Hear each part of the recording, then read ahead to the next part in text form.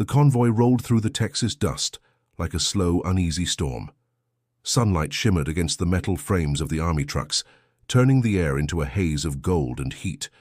When the engines stopped, silence fell, thick, dry, and expectant. A dozen American soldiers stepped forward, rifles lowered but ready, eyes wary beneath their caps. The rear doors creaked open. Out stepped the prisoners. Among them was Anna Weiss, her Luftwaffe uniform hanging loose after weeks of travel and hunger. Her boots were cracked, her hair tied in a hurried knot, her eyes scanning the strange horizon.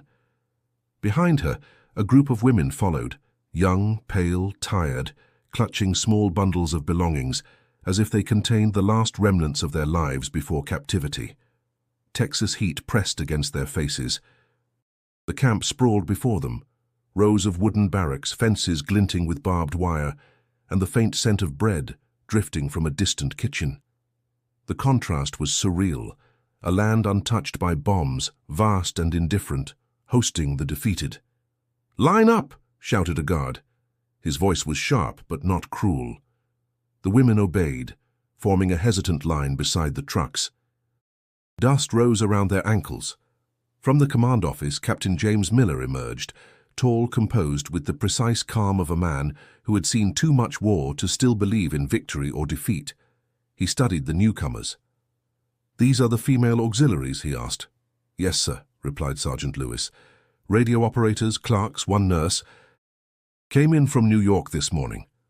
Miller's jaw tightened. "Treat them fairly. They're prisoners, not enemies now."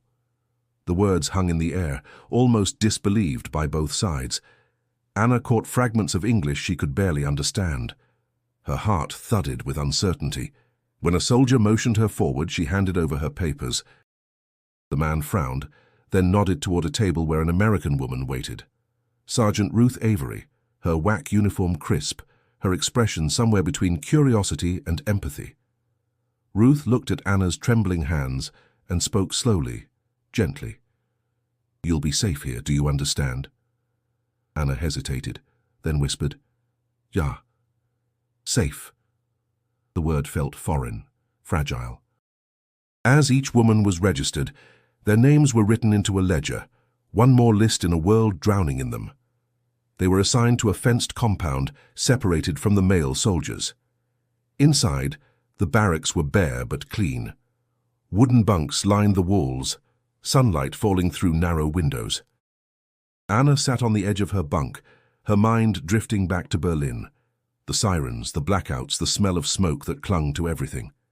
Now, all she could smell was pine and dust. From outside, the faint sound of laughter drifted from the American side of the fence. Guards joking, living as if the world had not fallen apart.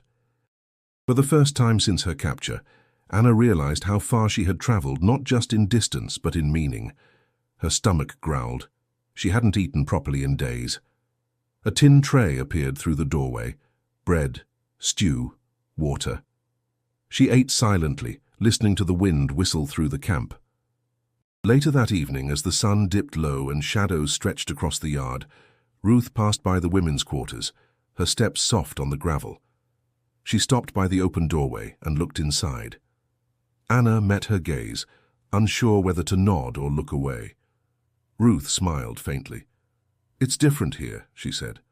"You'll see. Different."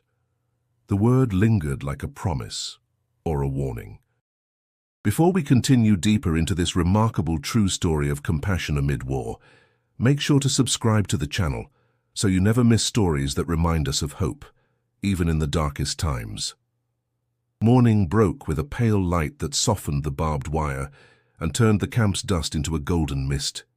The clang of a bell echoed through the yard, sharp and unfamiliar.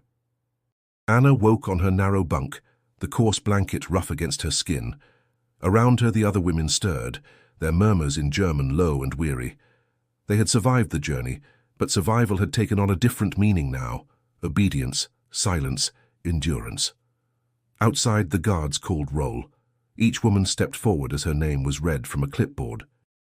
The Americans moved with mechanical efficiency. Some faces were blank, others curious. Anna noticed that the guards avoided meeting their eyes for too long, as if humanity itself were dangerous.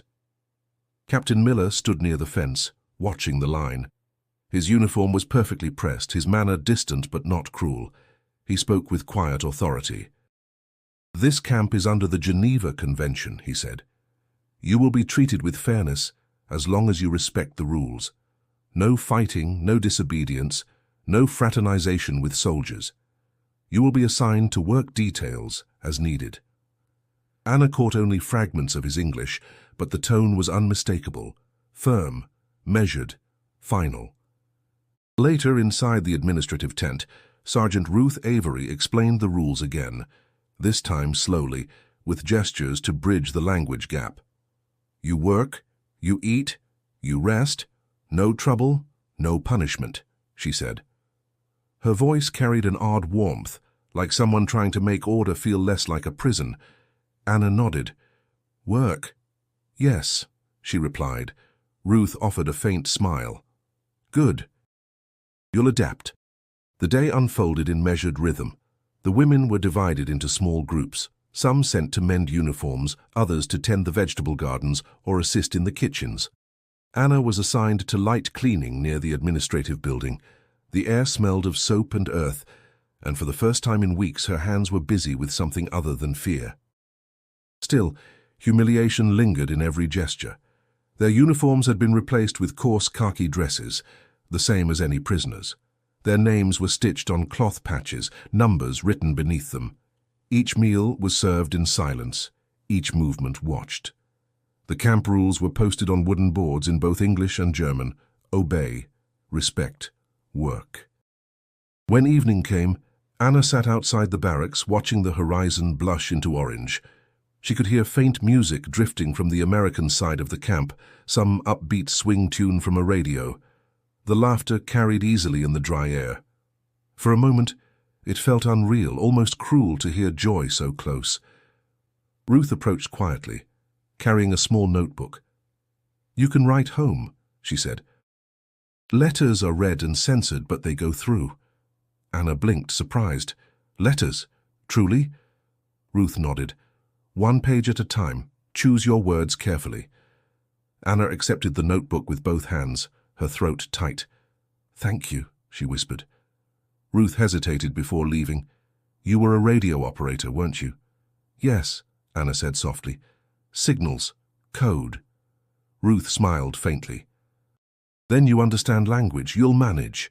As night settled, the camp lights flickered on, bathing the fences in pale yellow. The air cooled, carrying the scent of dust and pine. Anna opened the notebook but found herself unable to write. Words felt too heavy, too uncertain. She stared at the blank page, then looked up at the stars scattered across the Texas sky. Distant, bright, unreachable. For the first time, she realized that captivity was not just a place. It was a silence that grew inside you until it became part of who you were. Days folded into one another like pages from a book that no one wanted to finish.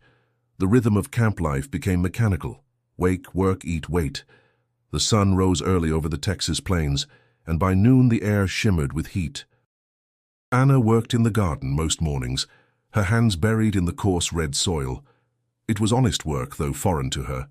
She had grown up in Berlin, where the air always smelled of iron and rain, not dust and pine.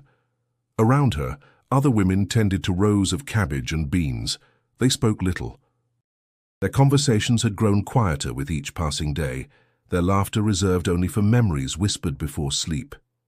Anna often caught herself listening to the cicadas buzzing in the trees, their steady rhythm replacing the ticking of the radios she once operated. At midday, Sergeant Ruth Avery would walk through the garden, clipboard in hand. She always greeted the women with the same measured kindness, never soft enough to be mistaken for favoritism, never hard enough to be mistaken for cruelty. When she passed Anna, she paused for a moment. "You work carefully," she said one afternoon. Anna wiped her forehead. "Carefully makes the hours shorter." Ruth smiled faintly.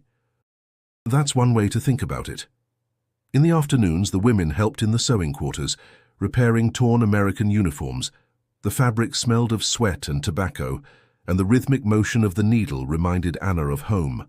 Her mother mending socks near the stove during the long winters. That memory stung like a wound reopened. At night, Anna sat on her bunk and wrote letters she knew might never reach Germany. "Dearest Mutter," she wrote, "I am alive. The sky here is endless, the earth red, the guards distant but not cruel. I think of you when I hear the wind through the wire. It sounds like your voice calling me home." She would fold the letter neatly, knowing parts of it would be blackened by censors. But it didn't matter. Writing was its own kind of freedom. One evening, as the camp settled under the fading light, a distant sound carried through the warm air, a siren, faint and brief. It wasn't the sharp, screaming kind that haunted Berlin, but softer, used for drills on the American side. Still, the sound made Anna's stomach twist. Her shovel slipped from her hand, clattering against the ground. Ruth, nearby, turned toward her. "You all right?" Anna nodded quickly. "It's nothing, just a sound." Ruth's eyes softened. Old habits die hard. The siren faded, leaving only the whisper of the wind. Anna exhaled slowly, realizing how deep the past still lived within her. So even here, thousands of miles away, the war had followed her, carried in every heartbeat, every shadow, every echo. That night, she couldn't sleep. Through the thin walls, she heard one of the women crying softly. Another murmured a lullaby in German, a melody of home and loss. Anna closed her eyes and imagined her mother's kitchen, the scent of coffee, the ticking clock, the faint hum of a song half remembered. Morning would come again, as it always did, with orders and rations and sunlight too bright to look at. But beneath the surface of obedience and routine, something fragile was taking root, a quiet understanding that humanity, though bruised, could still endure. The first chill of autumn crept into the Texas air, softening the heat but sharpening hunger. Rations had been reduced again, flour, sugar, and coffee cut in half. Even the Americans grumbled about it. For the prisoners it meant thinner soup, smaller portions, and more gnawing silence at mealtimes. Hunger made tempers short, and in the cramped barracks, whispers of resentment spread faster than the wind. Anna noticed it in the garden first. The women moved slower, their shoulders tense, their conversations clipped. Some of the men in the neighboring compound shouted insults in German, mocking the women as pets of the Americans. The words stung more than the cold. Anna lowered her head and kept digging, her fingers red from the soil. She had learned that silence was its own armor. That afternoon, Ruth assigned her to the camp kitchen. "Temporary help," she said. "The cook's short-handed." Anna hesitated, unsure if it was a punishment or a kindness. The kitchen smelled of yeast and wood smoke, warm and alive in a way that felt almost foreign. The air was heavy with the scent of baking bread, a smell that pierced through every layer of fear and longing. Behind the counter stood Private Daniel Hayes, sleeves rolled up, a smudge of flour across his cheek. He looked young, maybe 25, with calm eyes and the kind of steady patience that war hadn't managed to erase. When Ruth introduced them, he nodded politely but said nothing. Only later, when the others left, did he speak. "So you used to work radios?" he asked, his accent light, curious. Anna nodded, unsure how much to say. "Yes, in Berlin." He paused, kneading dough with practiced rhythm. "I've never seen Berlin. I bet it's cold there." "Colder now," she murmured. Something in her tone made him glance up. He didn't press further. Instead, he gestured to the counter. "Here, try this." She hesitated, then placed her hands beside his on the soft mound of dough. The texture surprised her, warm, pliant, alive beneath her fingers. For a moment, she forgot the fences, the guards, the ration cards. There was only the scent of bread and the steady motion of their hands shaping it. "Not bad," he said quietly. Anna smiled, a fleeting, uncertain thing.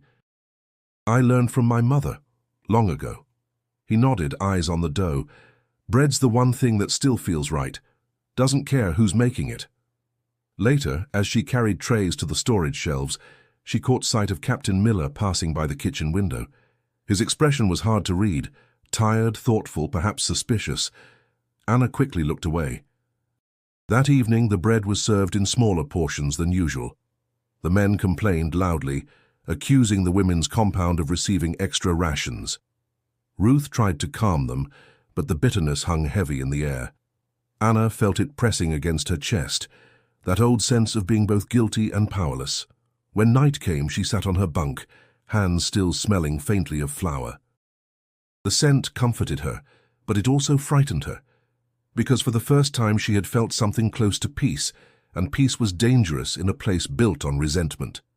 She closed her eyes and tried to sleep, but her mind stayed with the kitchen, with the sound of Daniel's steady voice and the warmth that lingered even after she'd left. Rain arrived without warning, soaking the camp in a grey melancholy that clung to every surface. The roofs leaked, the paths turned to mud, and the smell of damp wood filled the air. Anna sat by the window of the women's barracks, watching the drops race down the glass. She had written 3 letters that week, each one beginning with hope and ending in uncertainty. None had received a reply. Each day she checked the mail table, her heart tightening a little more when her name wasn't called. That morning, a fierce wind swept through the camp, tearing shingles from the roofs. The sky darkened, heavy with thunder. When the storm broke, it was violent, lightning flashing, rain hammering the barracks until the wooden walls groaned.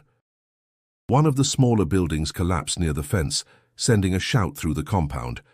Ruth rushed in, soaked and determined, shouting for everyone to move. "Get your things. We'll need to clear debris before it spreads." The women filed out into the storm, skirts clinging to their legs, boots sinking into mud. Anna joined them, her hands numb and trembling. Together they hauled planks and swept water out of the barracks.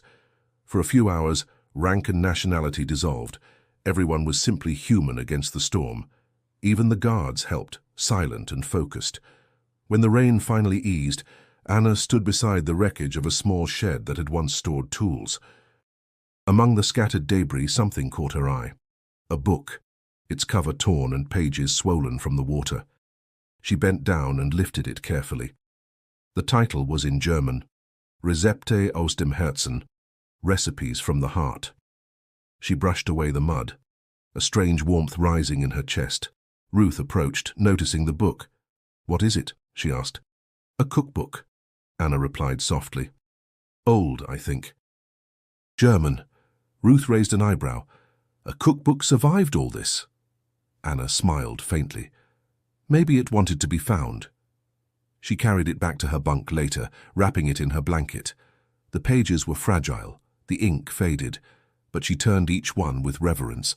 Cakes, soups, breads, simple dishes, the kind her mother used to make. On the inside cover, a faded name was written in looping script, Liesel Kraus, 1938. Anna traced the letters with her fingertip, imagining the woman who once owned it. For the first time in months, she felt connected to something beyond fences and rations. That night she opened her notebook again and began a new letter. "Dear Mutter," she wrote, "I found a book today. A German one, filled with recipes from before the war. The pages smell like home. I wonder if you still bake bread on Sundays. I wonder if you still hum while stirring the pot." Her pen paused. The ink bled where a raindrop had fallen from her hair. "If this letter never reaches you, know that I'm trying to remember who I was before the war taught me to forget."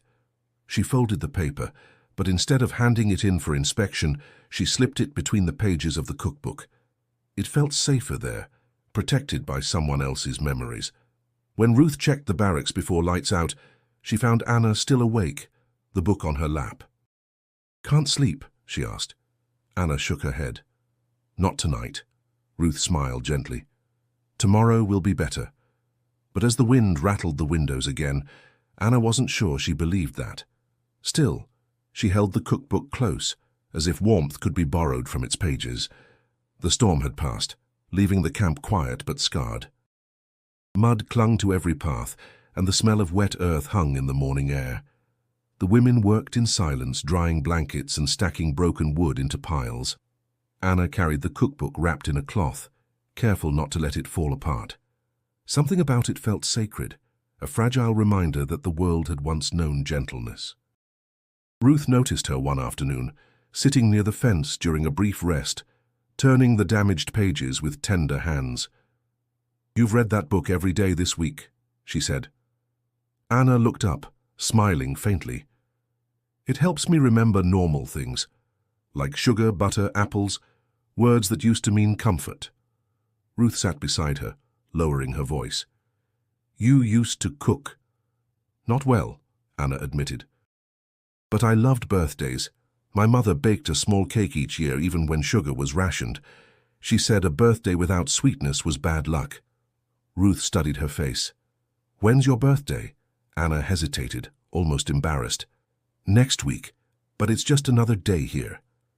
Ruth didn't respond immediately. The fence behind them hummed faintly in the wind, the sound like a sigh.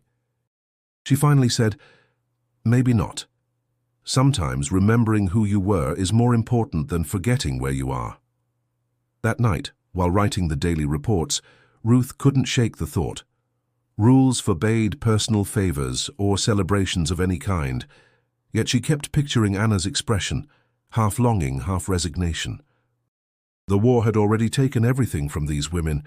Did it also have to steal their small joys? The next morning she found herself in the kitchen checking inventory. Daniel was there, sleeves rolled up, preparing dough. The air smelled of yeast and smoke, comforting and familiar. She leaned against the counter. Private Hayes, she said casually. How strict is Miller about supply reports? Daniel looked up, puzzled. Strict enough. Why? Just wondering, she said. Then, lowering her voice, if a small amount of flour or sugar went missing, would anyone notice? He frowned. Depends how small. And depends why. She hesitated, then told him quietly about Anna's upcoming birthday, the lost cookbook, the way she held onto scraps of memory like they were air. Daniel listened, expression unreadable. When Ruth finished, he wiped his hands on his apron. You're asking me to break rules for a German prisoner, he said slowly. I'm asking you to remember she's human, Ruth replied. Just for one day. He leaned back against the counter, considering, if Miller finds out, it's my neck and yours. I know, she said. That's why we'll be careful. For a long moment, neither spoke. The hum of the oven filled the silence. Finally, Daniel exhaled. All right, I'll see what I can do. That evening, Ruth approached Anna during head count. You're working in the kitchen again tomorrow, she said. We could use your help.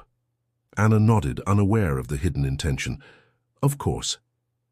After Ruth left, Anna glanced down at the cookbook in her lap.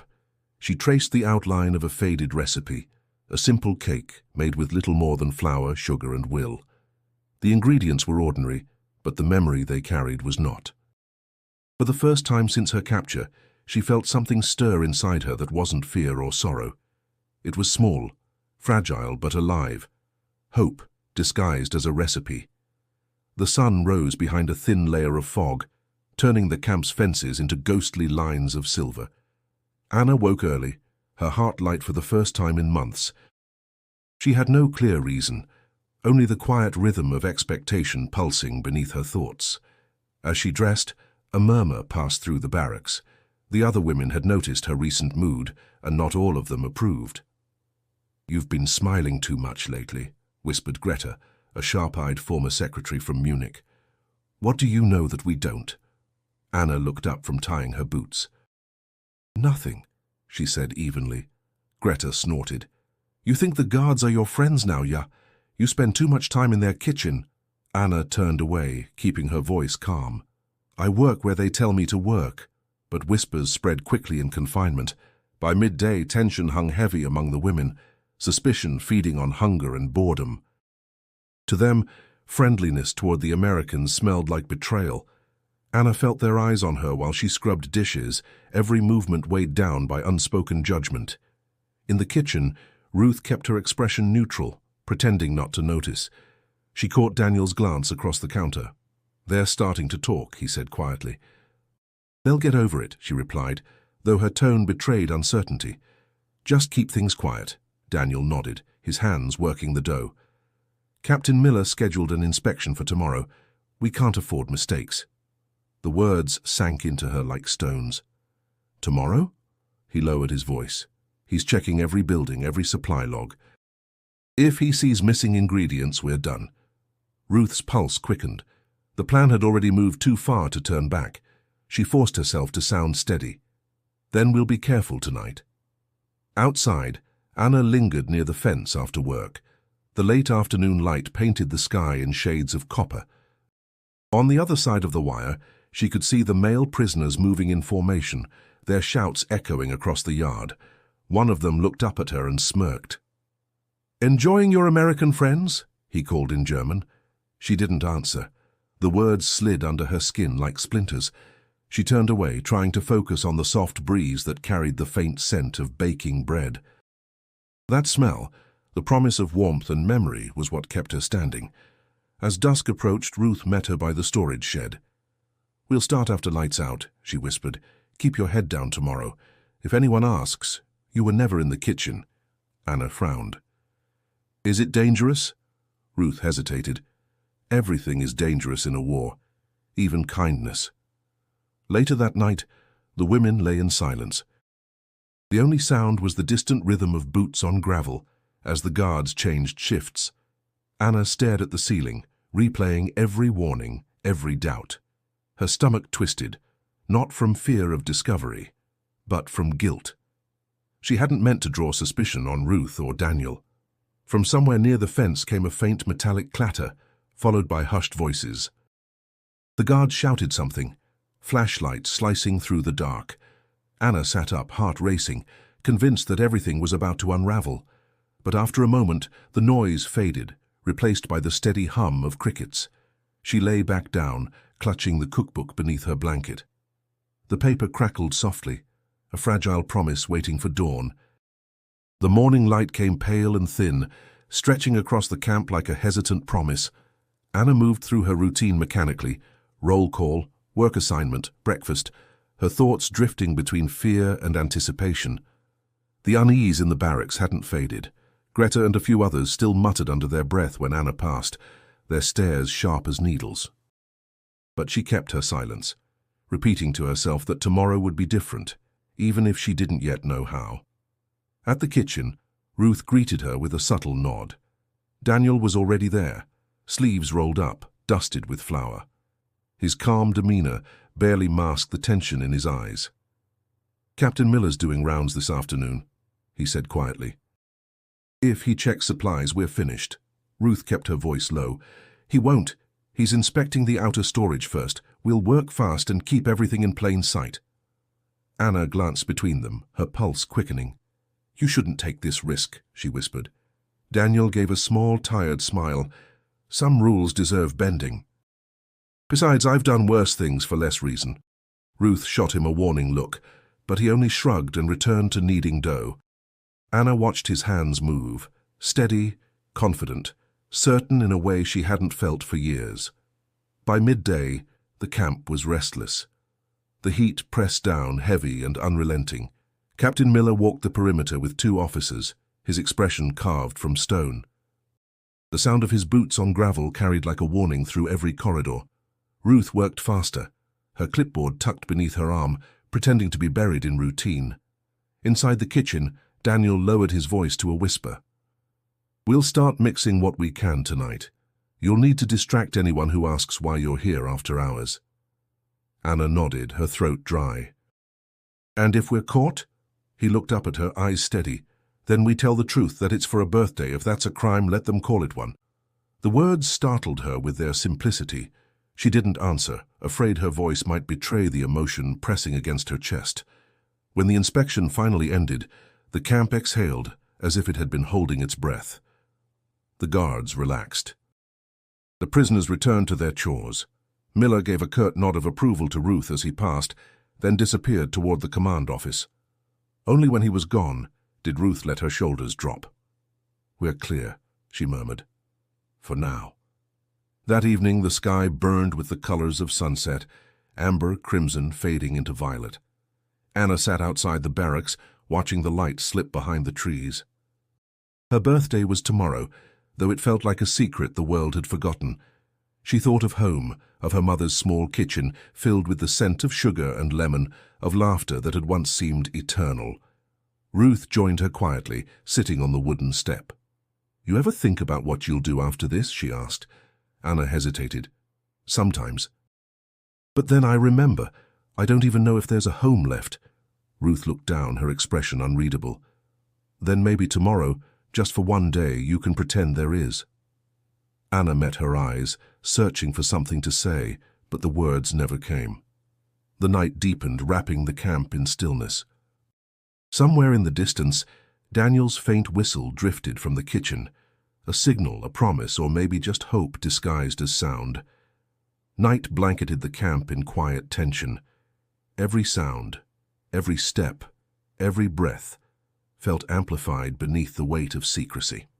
In the kitchen, the small gas lamps burned low, their glow casting long shadows across the counters. Anna stood beside Daniel, her hands trembling slightly as she measured the flour. The cookbook rested open on the table, its pages worn but steady, as if guiding them through something sacred. "Keep your hands steady," Daniel murmured. "Too much and it'll crumble." Anna smiled faintly. "You sound like my mother." He chuckled under his breath. Then she must have been a good teacher. They worked quietly, the rhythm of their movements almost like prayer. Flour dusted the air, soft as snow. Ruth kept watch by the door, her ears tuned to every creak and distant voice. Each time a guard's footsteps passed outside, she tensed, one hand hovering near the light switch. "How many birthdays have you missed?" Daniel asked after a while, his tone almost casual. Anna thought for a moment. "3," she said. "Maybe 4. The war makes time hard to count." She paused, her gaze fixed on the mixing bowl. "I never thought I'd celebrate one again." Daniel nodded, pouring in a bit of milk. "Then let's make this one count." The ingredients were meager: flour, sugar, powdered milk, a single egg saved from the rations, a bit of salt. Yet, as they mixed, it began to smell faintly like home. Anna closed her eyes and breathed it in, letting the scent pull her backward through time. Berlin before the bombs, her mother humming softly as she baked, the warmth of a kitchen untouched by war. When the batter was ready, Daniel poured it into a small tin pan. The oven door creaked open with protest, and they both held their breath as he slid the pan inside. The ticking of the timer filled the silence. 10 minutes felt like an eternity. Ruth whispered from the doorway, "We don't have long, the patrol's due soon." Daniel nodded, keeping his eyes on the flickering oven light. "Just a few more minutes." Anna clasped her hands together, her knuckles white. Her pulse echoed in her ears. She didn't pray anymore.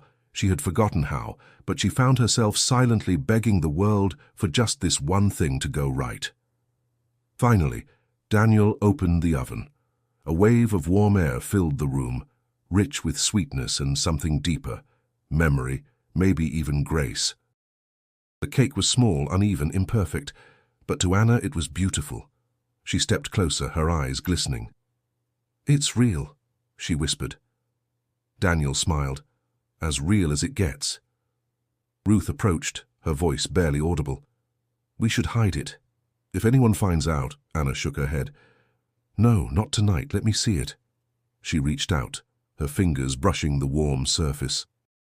Tears welled up, blurring her vision.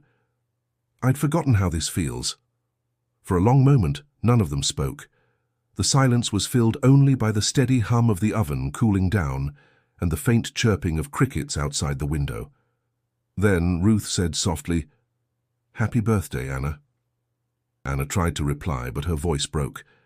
The only sound that escaped her was a quiet laugh, tangled with a sob. For a moment the war faded, and the fences disappeared. There was only the scent of cake, the warmth of shared risk, and the fragile realization that kindness could still exist, here, even now. Morning arrived calm and deceptively ordinary. The sky stretched wide and clean over the camp, the kind of blue that seemed to mock the fences below. Anna woke with the faint sweetness of the night, before still lingering in her senses. For a brief moment she let herself believe it had been a dream, something too fragile to have survived till daylight. But when she opened her locker, the small wrapped bundle was still there, hidden beneath her blanket. The cake. Her pulse quickened. She closed the locker carefully, whispering to herself, just until tonight. She planned to share it quietly with the women after roll call, one slice each, enough to remind them that life could still hold small mercies. But fate, she was learning, had little patience for secrets. By mid-morning, Captain Miller was making his inspection rounds, clipboard in hand, every step precise. He was known for fairness but not leniency. Ruth followed a few paces behind, her jaw tight, hoping he wouldn't look too closely at the kitchen logs. Daniel kept his head down, wiping the counters with slow, deliberate movements. When Miller stopped by the storage shelf, his eyes narrowed. "Private Hayes," he said evenly. "Inventory shows we're short on flour and sugar again." Daniel's heart thudded. "Rats, sir. They've been getting into the bags lately." Miller studied him, silent. Then he turned to Ruth. "Confirm that, Sergeant?" Ruth swallowed hard. "Yes, sir. We've had to throw some stock out. I'll file a report." Miller looked between them, unconvinced. He walked slowly toward the back room. The air seemed to tighten with each step. When he pushed open the door, the smell of sweetness drifted toward him. On the table sat the cake. Small, plain, unmistakable. He stared at it for a long moment. Then he turned sharply. "Who made this?" No one answered. Daniel's hands clenched at his sides. Ruth's throat closed around words that wouldn't come. Miller's tone hardened. "This is contraband. Ingredients from army stores. I want an explanation now." Anna, who had been standing near the doorway, stepped forward before she could think. "It was me, Captain," she said quietly. Her voice trembled but didn't break. "It was my birthday. They helped me because I asked them to." Ruth turned toward her. "Anna." But Anna shook her head. "Please." "It was my fault." Miller's gaze fixed on her, his expression unreadable. "You understand that this is a violation of camp regulations?" "Yes," she whispered. "Why do it then?" She hesitated, meeting his eyes. "Because for a few hours, I wanted to remember who I was before the war, just once." The room fell silent. Even the ticking clock on the wall seemed to pause. Daniel shifted uncomfortably, ready to speak, but Miller raised a hand to stop him. "Sergeant Avery," he said at last, "report to my office in an hour. Private Hayes, clean this up. The prisoner will be questioned after roll call." Ruth nodded stiffly. Daniel didn't move. Miller turned to leave but stopped at the door, glancing back at the small cake on the table. "Don't destroy it," he said quietly. Then he walked out. Anna exhaled, her hands shaking. Ruth reached out to steady her. "It's not over yet," she murmured. "No," Anna said softly, eyes on the cake. "It's just beginning." Captain Miller's office was stark and cold, a square room with too much order and not enough air. The blinds were half-drawn, slicing the morning light into grey bands that stretched across the floor. Anna sat in the chair opposite his desk, her wrists resting on her knees, every muscle drawn tight. Ruth stood to the side, rigid in posture, but hollow-eyed. Daniel waited outside the door, pacing the hallway in silent defiance of orders to return to duty. Miller set down his clipboard, the faint scratch of his pen echoing in the silence. "You understand the seriousness of what happened," he said finally. His voice was calm but edged with fatigue. "Theft of supplies, disobedience of regulations, concealment of activity within a military compound. Those are not minor offenses." Anna didn't lift her gaze. "Yes, sir." "Then tell me why I shouldn't enforce punishment." She hesitated, searching for words that didn't sound like excuses. "Because it wasn't rebellion," she said softly. "It was remembrance." The phrase lingered in the air. Miller leaned back in his chair, fingers steepled, studying her face. "Remembrance," he repeated. "Of what exactly?" "Of being human," she answered. "Of birthdays, families, peace, things that the war took from both sides." Miller's eyes flicked briefly toward Ruth, who shifted but said nothing. He returned his gaze to Anna. "Do you think baking a cake changes that?" "No," she said, voice trembling, "but it reminds us that it still matters." He stood and walked toward the window, his shadow cutting across the floor. For a long moment, the room held only the sound of wind pressing against the walls. When he spoke again, his tone had softened. "My brother was killed in Normandy last year," he said quietly. "He was 22. He liked music, didn't believe in the army, joined anyway." When I got the letter, I told myself that grief was something we could ration, like sugar or gas. That if we just measured it, we'd survive. He turned back to her, eyes tired but sharp. But we don't, do we? We just keep going until we forget what we lost. Anna met his gaze, and for a heartbeat, neither was soldier nor prisoner. They were simply two people standing on opposite sides of the same wound. Ruth took a small step forward. "Sir," she said, her voice steady. "If there's punishment to give, it belongs to me. I authorized her access to the kitchen." Miller's expression hardened again. "And Private Hayes?" "He followed my order," she said quickly. "Don't punish him for compassion." Miller exhaled slowly, running a hand over his jaw. "You're all testing the limits of my patience," he muttered. "But maybe that's what patience is for." He walked back to his desk, scribbled something on a form, then looked up. "No punishment this time. But this ends here. No more bending rules. No more secret favors." Ruth nodded. "Yes, sir." Miller glanced at Anna one last time. "Take your cake," he said quietly. "It's not against the law to eat." For a moment, Anna thought she hadn't heard him right. Then she rose slowly, her voice barely a whisper. "Thank you, Captain." He didn't answer. He simply waved them away, already reaching for another file. As Ruth led Anna out of the office, Daniel straightened from where he waited. His eyes searched Anna's face for a sign. She smiled faintly, her voice trembling. "It's all right," she said. He let it live. The night returned soft and cool, carrying a hush that felt almost reverent. Inside the women's barracks, the air smelled faintly of soap and pine, but beneath it lingered something richer, the faint, sweet trace of the cake Daniel had hidden in a tin wrapped with cloth. Ruth brought it in under her coat, her steps careful, her face unreadable until she reached Anna's bunk. "Happy birthday," she whispered, setting it down. Anna stared at it as if it were a miracle. "You kept it," she breathed. Ruth smiled, weary but proud. "He said it wasn't against the law to eat." A murmur rose from the others. Even those who had judged Anna earlier fell silent, drawn to the sight. In the dim lamplight, the small cake seemed to glow. Its surface was uneven, browned at the edges, but it was whole. It was real. Anna stood slowly, her hands trembling. "I don't have words," she said softly. "Not in English, not in German. Just, thank you." Ruth shook her head. "Don't thank me. Thank him. Thank Daniel." But Anna looked at her and smiled. "I thank both of you." She took a small knife, one Ruth had borrowed from the kitchen, and cut the cake into thin slices, careful to make each piece equal. When she handed one to Greta, the woman hesitated, guilt flickering across her face. "You should eat first," Greta murmured. Anna shook her head. "No, we all will." For a long moment, no one moved. Then Ruth took the first bite, her eyes closing briefly.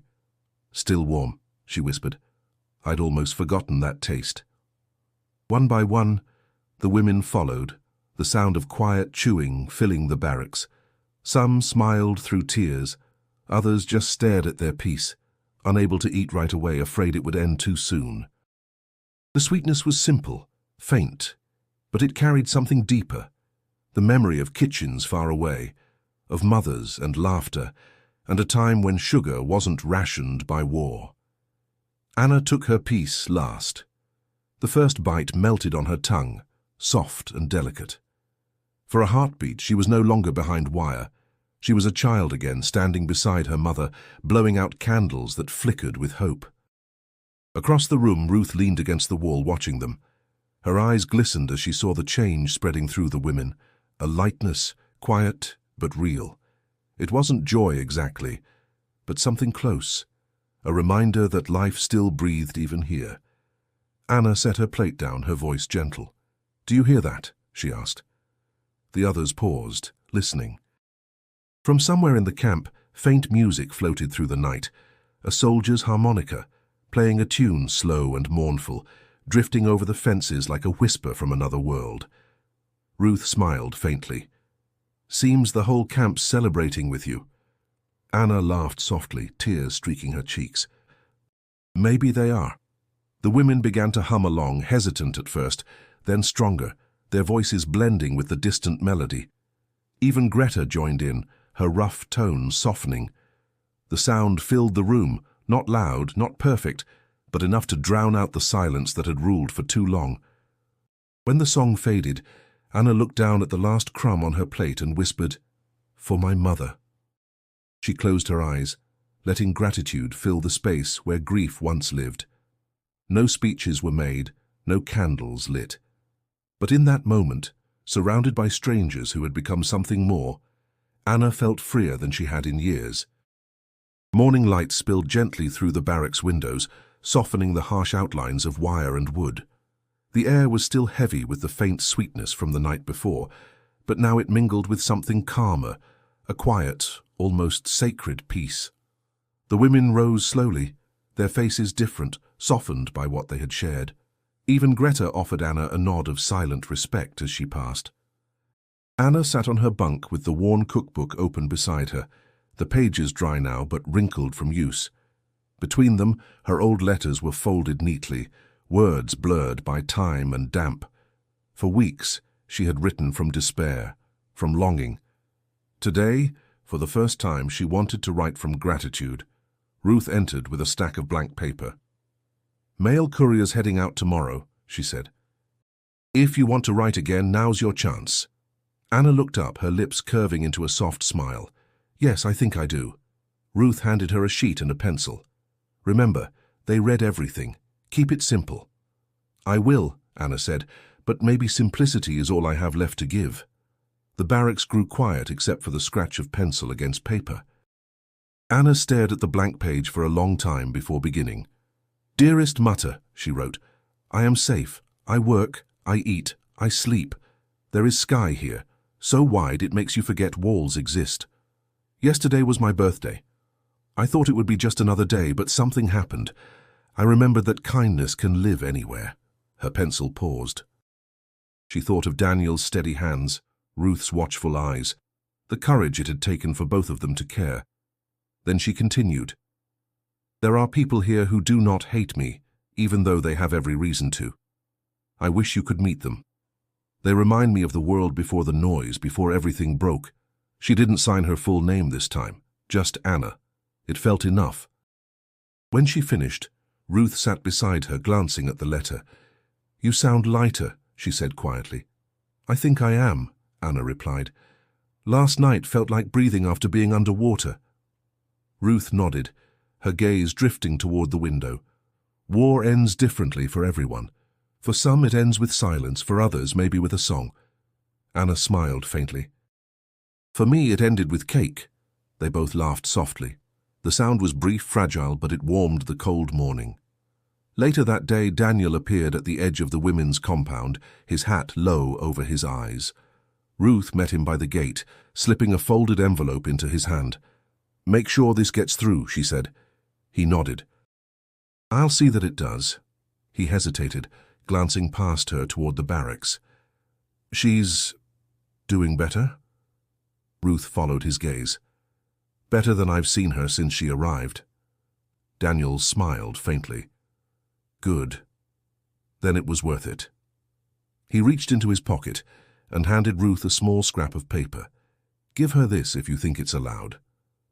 After he left, Ruth returned to Anna and handed her the note. It was written in careful handwriting. "Someday may your kitchen smell like peace again." Anna read it twice, then pressed it to her chest, whispering a quiet thank you to no one and everyone at once. The first whispers of spring drifted through the camp, carried on a wind that smelled faintly of grass and rain. With it came rumors, soft, uncertain ones, that the war in Europe was ending. No one dared believe it at first, but then orders arrived from headquarters. Prisoner transfers would begin within weeks. The camp buzzed with restless anticipation, half hope, half fear of what awaited beyond the fences. Anna felt it in her bones before anyone spoke it aloud. The end. She moved through her work slower now, her eyes memorizing every corner of the camp, every tree beyond the wire. It had been a prison, yes, but it had also become a strange, quiet refuge from the chaos she once called home. Ruth found her outside one morning, staring toward the horizon. "You'll be leaving soon," she said. Anna nodded, her voice barely a whisper. "It feels unreal. I don't even know what home means anymore." Ruth crossed her arms, eyes thoughtful. "Maybe it's not a place anymore. Maybe it's people." Anna smiled faintly. "If that's true, I'm leaving part of it here." They stood in silence for a moment, listening to the wind ripple through the grass. In the distance, the guards were organizing the first transport lists. When Daniel's name was called from the bakery roster, Ruth's expression flickered, half relief, half sorrow. "He'll want to say goodbye," she said quietly. That afternoon, Daniel appeared by the gate carrying a small brown bag. Ruth walked Anna over, the gravel crunching softly beneath their boots. Daniel's face was tired but peaceful, his hands dusted with flour as always. "I heard you're heading out soon," he said. "So are you," Anna replied. "They said you'll be reassigned once we're gone." He nodded. "Seems like everyone's going somewhere else now." For a long moment neither spoke. The world felt suspended, as if the wind itself had stopped to listen. Then Daniel handed her the bag. "For the journey," he said. Inside were 2 small rolls, soft, golden, still warm. Anna looked up, her eyes shining. "You saved flour for this?" He smiled. "Rules don't mean much when the war's ending." She laughed quietly, then bit her lip, holding back tears. "I don't know how to thank you." "Don't," he said. "Just remember this place differently than it was built to be remembered." Ruth cleared her throat gently. "We should go. They'll be checking the list soon." Anna nodded but lingered, her fingers brushing Daniel's hand in a brief, unspoken farewell. "Will you write?" she asked softly. He hesitated. "If they let me." She smiled through her tears. "Then I'll wait for words that may never come." He looked at her one last time, the corners of his mouth curving upward. "That's the bravest kind of waiting." When Anna walked back toward the barracks, the fences seemed different, less like barriers, more like lines drawn in sand that time would eventually erase. The sky above the camp stretched wide and endless, filled with colors that felt almost forgiving. That night, she lay awake listening to the sounds of packing, the soft murmurs of women whispering about trains and ships and homecomings. She clutched the cookbook against her chest, the letter from Daniel tucked inside. The faint scent of bread still lingered from the rolls he'd given her. For the first time, she didn't feel trapped by the fences. She felt ready to cross them. Munich, 1951.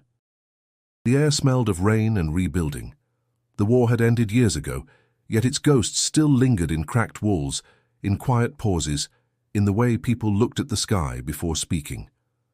In a small bakery tucked on a narrow street near the Isar River, Anna Weiss kneaded dough with calm, practiced hands. Her apron was dusted white, her hair streaked faintly with grey, but her movements were sure, graceful. The sign above the door read simply, "Weiss Brot and Herz, bread and heart." The bell over the door chimed as her daughter ran in, breathless with excitement.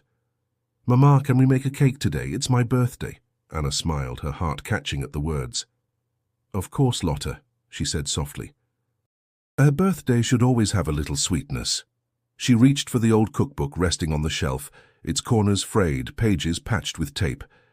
Inside, a folded piece of paper still hid between the recipes, a note yellowed with time. "Someday, may your kitchen smell like peace again." Anna traced the letters with her fingertip, the ink faded but eternal. Lotta peered over her shoulder. "Who wrote that?" "A friend," Anna said, her voice gentle. "Someone kind a long time ago." They mixed flour, sugar, and milk, the air soon filling with the warm scent of batter. As the oven hummed softly, Anna's mind drifted backward, to Texas, to fences glinting in sunlight, to Ruth's steady voice and Daniel's quiet courage. She saw again the cake on that worn wooden table, the tears that had fallen not from sadness, but from something purer, the rediscovery of humanity. When the timer rang, Lotta clapped her hands. "It smells wonderful!" Anna opened the oven, and the rush of sweet air wrapped around her like a memory. She placed the small cake on the counter, golden and trembling with warmth. "You know," she said, smiling down at her daughter. "The first time I saw a cake after the war, I cried." Lotte giggled. "Cried? For cake?" Anna laughed softly. Not for the cake itself, for what it meant. Sometimes kindness arrives in small things, and those are the ones that save us. They sat together as the rain began to fall outside, the gentle rhythm tapping against the glass. Anna cut the cake into careful slices, just as she had done years ago in a place far away. She handed Lotte the first piece. "Make a wish," she whispered. Lotte closed her eyes, smiling. "I wish we'll always have cake." Anna smiled, her heart swelling. "That's a good wish." She looked toward the window where droplets blurred the world beyond. In her mind, she saw Daniel's face once more, his hands dusted with flour, his quiet smile, his words echoing across years. "Remember this place differently than it was built to be remembered." She had. She carried it not as a scar, but as a seed, one that had bloomed here in this warm kitchen in the laughter of her child. Anna placed the final crumb in her mouth, closed her eyes and whispered, "Thank you." The rain softened, and somewhere deep within her, the silence that had once defined captivity transformed into peace. Before we close this story of compassion born amid conflict, subscribe to the channel to discover more true stories that remind us of the power of kindness, and click the video on your screen to continue your journey through the hidden humanity of history.